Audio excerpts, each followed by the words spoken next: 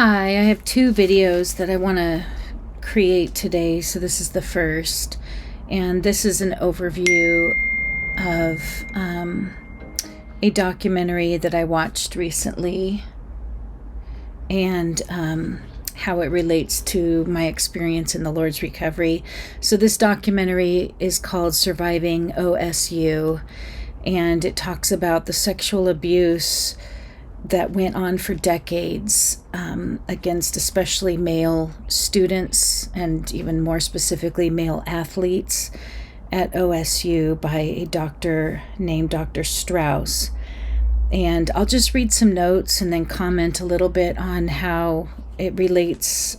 The documentary really resonated with me, having been abused in the Lord's recovery by Philip Lee, who was the manager of the Living Stream Ministry at the time, and I was away from home in Taiwan at the time. So anyway, in the documentary, it says, growing up in Ohio, everyone wanted to be a Buckeye or wants to be a Buckeye. The impact of the athletic department cannot be overstated. It is such a point of pride. So I would just say, growing up in the church, a lot of us young people wanted to be a trainee, maybe be a full-timer, but going to Taiwan for a young people's training was a huge deal.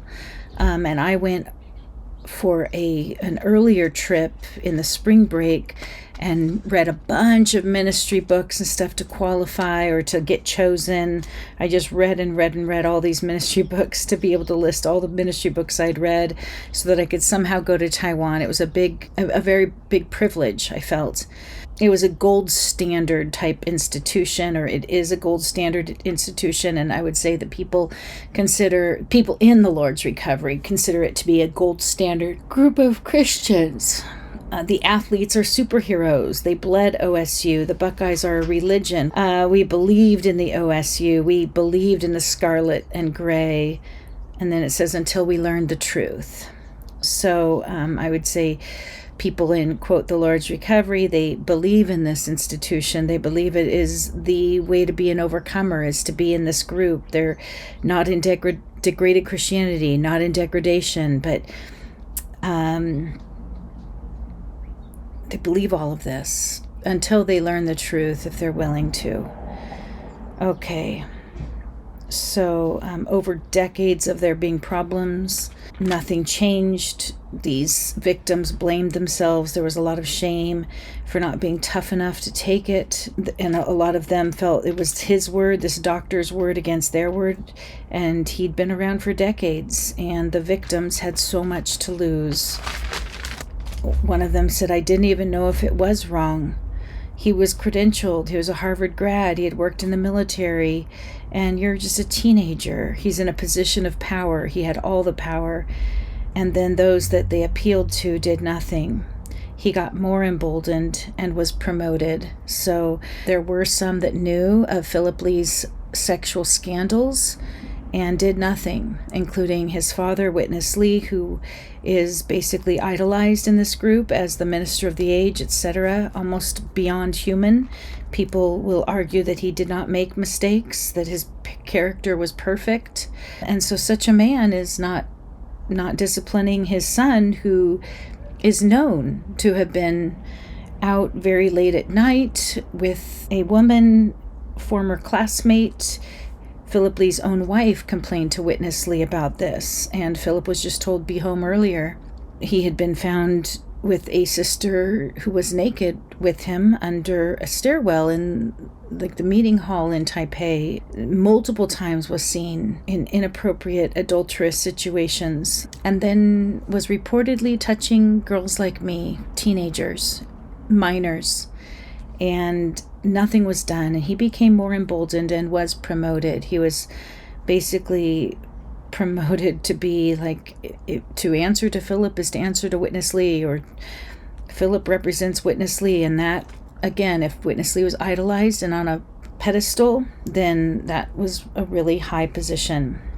As I watched the documentary, even older men to whom this happened way back in the late 80s, they were crying, talking about how they were touched by this doctor they allowed themselves to be touched, that they didn't do anything. They were overcome with how asinine this was. It was something, one of them said, it was something I couldn't and I didn't deal with. So some of them dropped out of their sport, dropped out of school. I'll get to the damages later, but some explained it with, I dropped out of the sport because I just wasn't good enough, which didn't make any sense, but they couldn't function the same after the abusive doctor's appointments. They internalized the lie. They descended into depression. Strauss was ascending and expanding, promoted to be the main physician in student services. The attorney's office said they take on powerful interests to speak truth to power, and I love that. Okay, Strauss got angry when he was confronted by a victim, the first victim to confront him with a head doctor there, and he acted really nice and cordial until the student described what he did, and he slammed his hand down and said, "You're trying to ruin my reputation."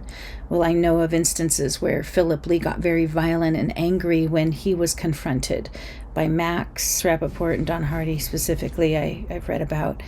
And then you doubt yourself. The victims doubt themselves when he completely denies, at least this student did. And I did too when I heard my dad had asked him and he said he didn't do anything wrong. And you just kind of, okay, maybe I am just oversensitive. I shouldn't have felt so awful about it. Okay, so the student said he went about his life believing he had been wrong about this man, and he said, and it was so beyond what I imagined, so beyond. And I would say the same. Decades later, addressing this, I realized, oh wow, the person that was there with us, Naomi Hunt, she herself was a victim. Her husband got a gun and wanted to kill Philip Lee. Philip was with a sister multiple times as I said, in very inappropriate ways, viewed by various brothers. And these testimonies are in writing. Another victim said that he just was in shock and asked, who am I going to tell? When a victim found out that they knew that he had groped and touched the athletes, he said, I was like, do these people not have kids? Do they not have hearts and souls? And I have felt the same way. Do you not have kids, co-workers, blended brothers? Do you not have teenagers? Did you not have teenagers? Do you not have hearts and souls? To know that all these sisters in Taiwan were measured by Philip Lee on their breasts and their waists and their upper hips, thighs area? And he was touching each of them with a measuring tape, but his fingers were right up to their parts, their body, touching the body. Do you not have kids? Do you not have a heart or soul? So this person said, I dropped out of school, and Dr. Strauss went on year after year. Some dropped out of the church that they knew, their church community, and Philip Lee went on year after year. Some were exiled, some were lied about, some were accused of all kinds of things, and Philip Lee went on year after year after year.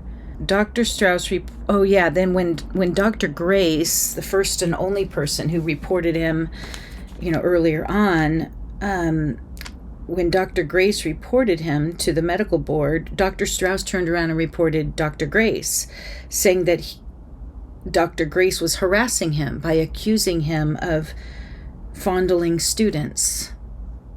So Philip Lee turned everything to be that he's the victim, and people apologized to him, and he didn't repent.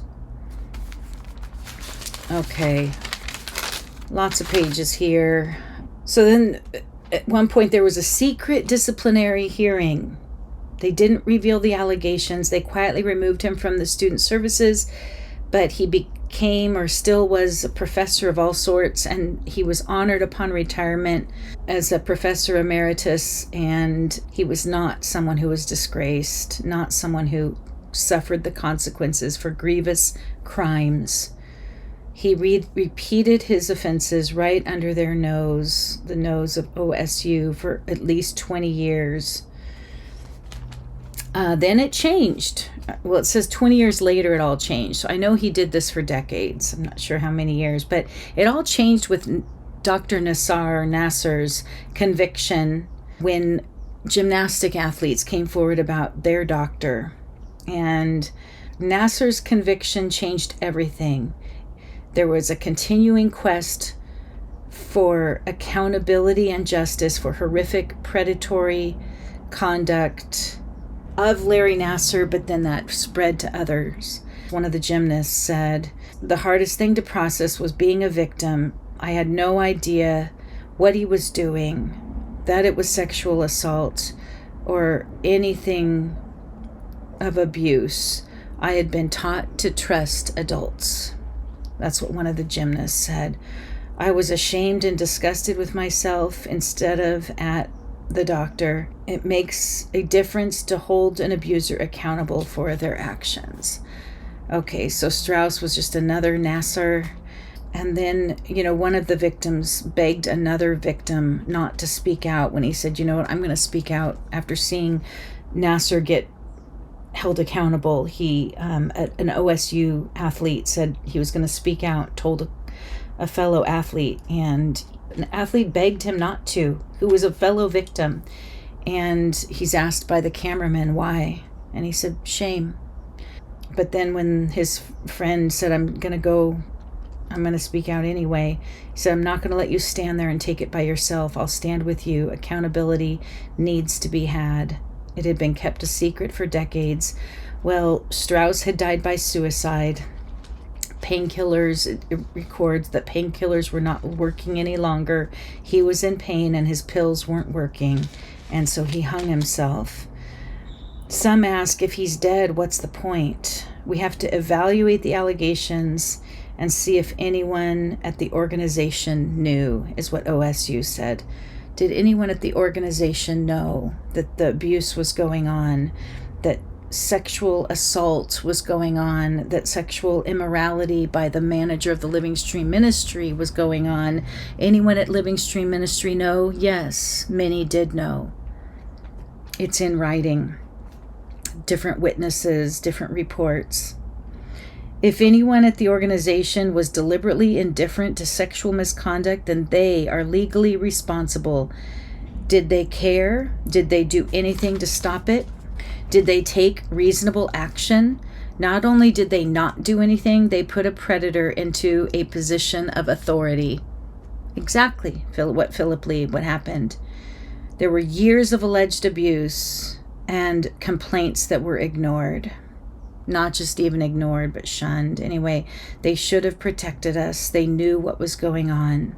There's disbelief. People can't wrap their brains around it. A doctor doing something like this, Philip Lee doing something like this, Witness Lee lying. You can't wrap your head around it.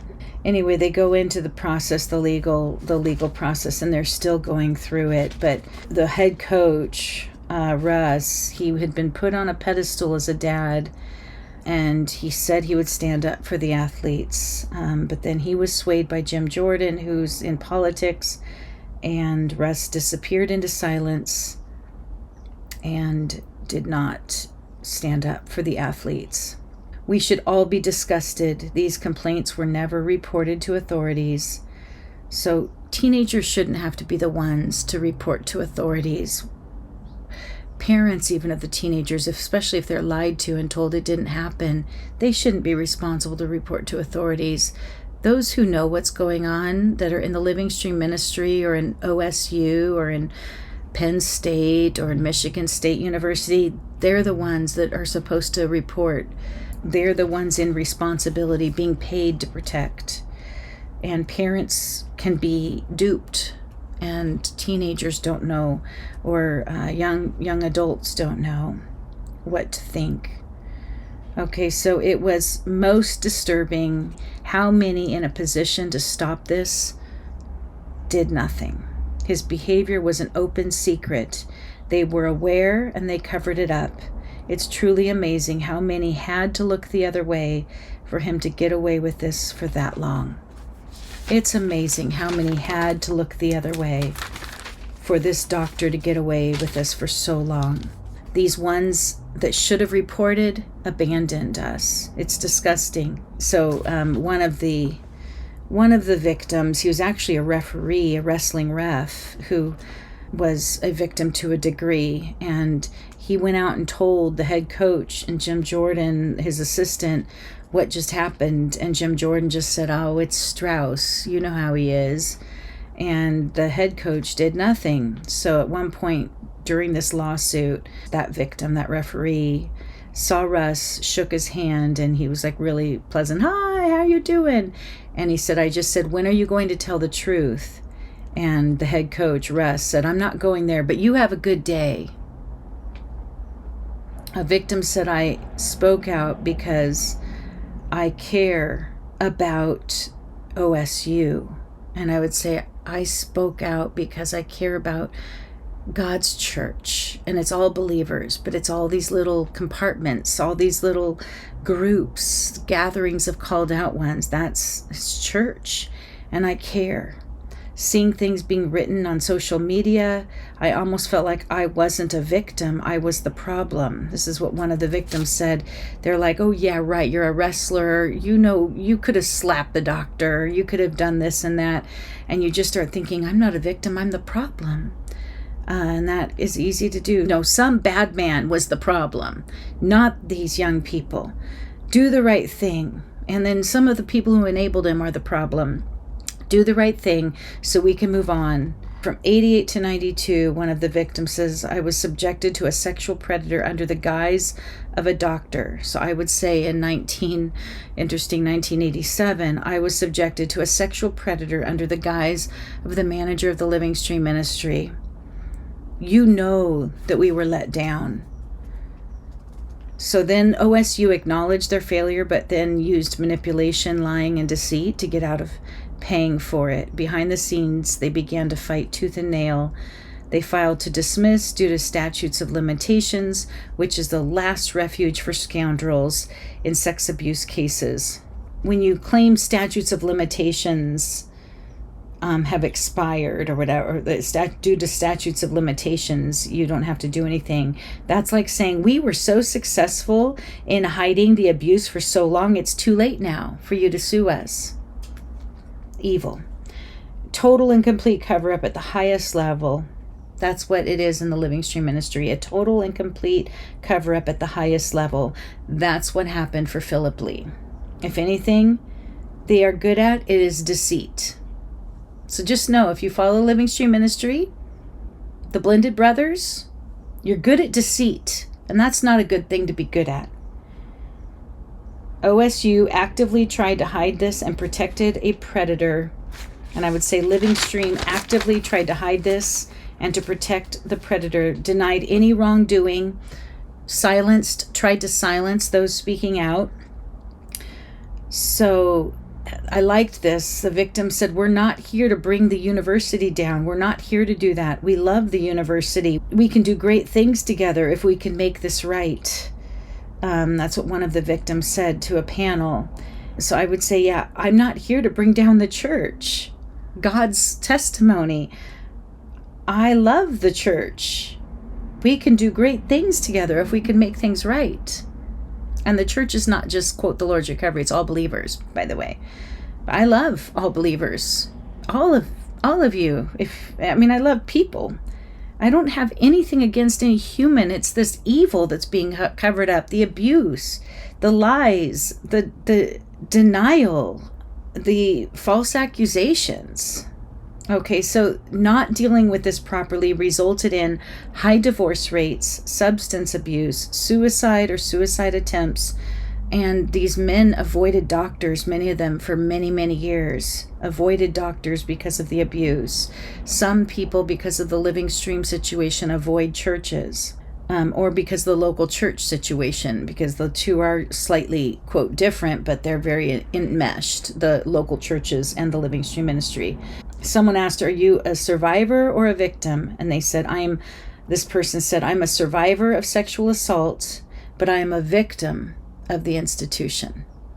So I am a survivor of Philip Lee's sexual assault, but I am a victim of Living Stream and the local churches not doing anything about it.